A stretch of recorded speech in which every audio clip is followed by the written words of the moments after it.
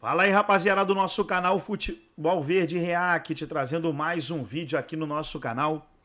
E nesse vídeo, para falar do empate entre Palmeiras e Corinthians, 2-2 na Arena Barueri, os gols do Palmeiras marcados pelo Hendrick e o Flaco Lopes.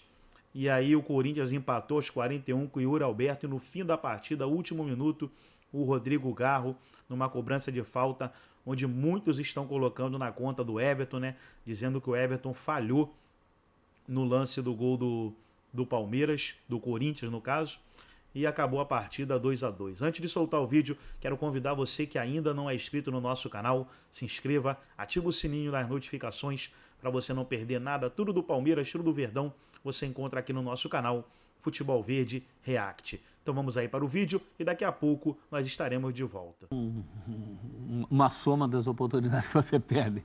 É a soma das oportunidades que você conclui. É um jogo de eficiência, né? E a forma como conclui. O Corinthians terminou o jogo com mais finalizações no alvo que o Palmeiras. O Palmeiras finalizou 20 vezes, só acertou 5. O Corinthians terminou acertando 6 finalizações no alvo. Então, em termos de eficiência, por esse lado, o Corinthians, de certa forma, não foi um empate totalmente no acaso. Mas meio desequilibrado, né, Breler? Eu acho que o Corinthians ganha essas finalizações de virada. Exato. Porque tava 0 pro Palmeiras. Né?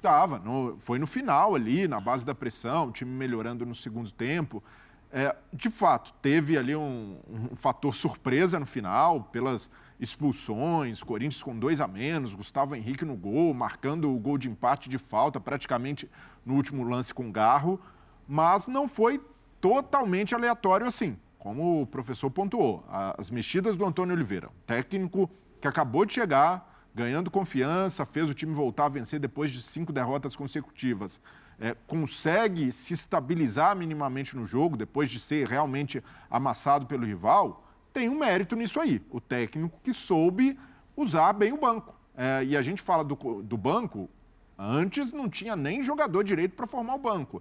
Agora já começa a observar Pedro Henrique como opção, o Mateuzinho que entra meio inseguro, mas firma no jogo e ajuda pelo lado direito. O Guilherme Biro, que de certa forma é um reforço para a temporada, estava com a seleção pré-olímpica, volta e joga pelo lado direito também, forçando muito o jogo por ali. Então ele colocou Mosquito, Biro, Mateuzinho e o Hugo entrou também, né? O Hugo entra porque o Caetano estava mal, um dos piores jogos do Caetano em 2024, principalmente com o Antônio Oliveira jogando pelo lado esquerdo. E ali ele foi identificando o que estava mal, o que precisava mexer.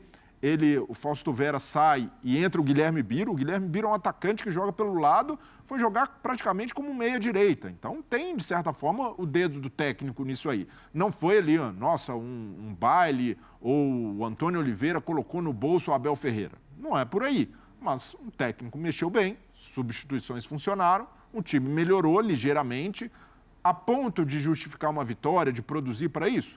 Não, mas chegou ao fim da partida lutando por um gol. E esse gol saiu num golaço, um lance de muita felicidade do Garro. Então eu vejo que foi um clássico também para o Antônio Oliveira ganhar ainda mais moral, enfrentando o Abel Ferreira. E o Abel perdeu um pouco do meio-campo quando tirou o Zé Rafael e colocou o Gabriel Menino. Eu ia te perguntar disso. Você exaltou aí, elogiou as mudanças do Antônio Oliveira, que de certa forma melhoraram o time do Corinthians. O Abel Ferreira, ele foi obrigado a tirar o Gustavo Gomes por lesão, entrou o Naves. Até aí ele não tinha escolha. 10 minutos de jogo, 10 minutos de jogo. Naves que não comprometeu. Não comprometeu. Só que saiu o Zé Rafael, entrou o Menino. Saiu o Richard Rios, entrou o Fabinho. E lá na frente saíram o Hendrick para a entrada do John e saiu o Flaco Lopes para a entrada do Rony. Ah, mas quem que mais ele tinha no banco? Ele tinha o Estevão, ele tinha o Lázaro, ele tinha o Breno Lopes. Por exemplo, John é um jogador que vem sendo muito criticado pela torcida. Eu entendo o Abel quando ele pede paciência. E quando ele justifica dizendo, olha, quantos caras que vocês crucificaram, queriam fora do Palmeiras, e eu recuperei e estão aí hoje brilhando e estão na história. Ele tem total razão. Mas, por exemplo, John, o que o John tem apresentado para entrar todo o jogo, para entrar ontem de novo? Quantos gols, quantos lançamentos, quantos passes, que jogos ele decidiu? John que não estava nem relacionado. O Veiga seria essa opção para o banco, mas o Veiga acaba cortado do banco, aí entra o John John. Então, a princípio, o John John não estava na lista para o jogo. E veja bem, quando eu questiono, não estou dizendo, o John John não serve e vai embora. Mas ele não está rendendo? Espera um pouco. Dá oportunidade para outros. Trabalha o garoto, não sei. Como a gente não acompanha treino, de repente o John John tá... Acho que foi a Natália que falou isso quando a gente estava conversando fora do ar. De repente o John John está arrebentando nos treinos, a gente não sabe. Mas assim, nos jogos do Palmeiras, pelo menos que eu tenho visto, eu vejo que ele entra e não faz nada, gente. O palmeirense sabe disso, né? Participação muito pouco produtiva do jogador. Mas mais do que nomes, eu acho que a questão foi perder força quando tira o Zé Rafael. Eu acho que o Palmeiras, eu entendo esse rodízio que o Abel faz, mas com essas 5 substituições, eu acho que os times ficam muito descaracterizados. Acontece muito de queda grande de rendimento, jogos como esse de ontem, a gente fala assim, poxa, que diferença. Não adianta, os times ficam descaracterizados. E ontem houve uma conjunção do outro melhorar. A correria que é o jogo hoje também, professor, eu entendo os técnicos de usarem essa possibilidade que eles têm de trocar 5 jogadores, porque chega às vezes no final, na segunda metade do segundo tempo, os caras estão mortos, muitos. Eu acho que é um ganho. E o calendário, necessidade de dosar. Acho que tem muito ganho no individual, mas o custo disso no coletivo é pesado. A gente vê muito jogo em que o jogo muda por causa disso. E o de ontem, se você dá um azar das substituições do seu adversário darem um gás, como aconteceu ontem em relação ao Corinthians, esse é um dos fatores. Mas você acha que o Abel acertou ou não nas substituições? Eu não colocaria o John John.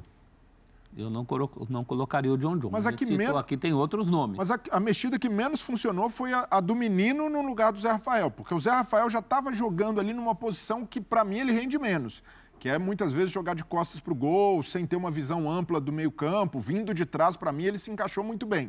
E aí entra o Gabriel Menino, além de meio perdido nessa função, porque o Gabriel Menino vinha atuando mais recuado, com uma intensidade abaixo. Então ali o Palmeiras começou a perder o meio-campo, o Fabinho entrando, e no meio foi onde o Palmeiras teve vantagem o jogo inteiro. O Palmeiras sobrou por ali.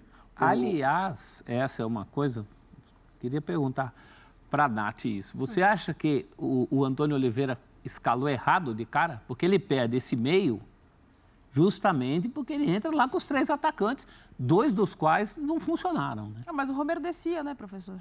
Para fazer uma movimentação ali de meio de campo. Mas não era suficiente. O Palmeiras estava sempre em superioridade numérica. Mas essa vantagem passa muito pela qualidade técnica que tem um time que já está com um tempo a mais de trabalho.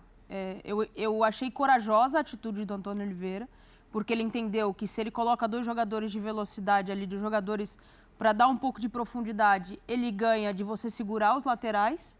Acho que talvez tenha sido essa a opção dele, porque o Palmeiras tem 2 laterais que apoiam muito, Piquerez e Marcos Rocha.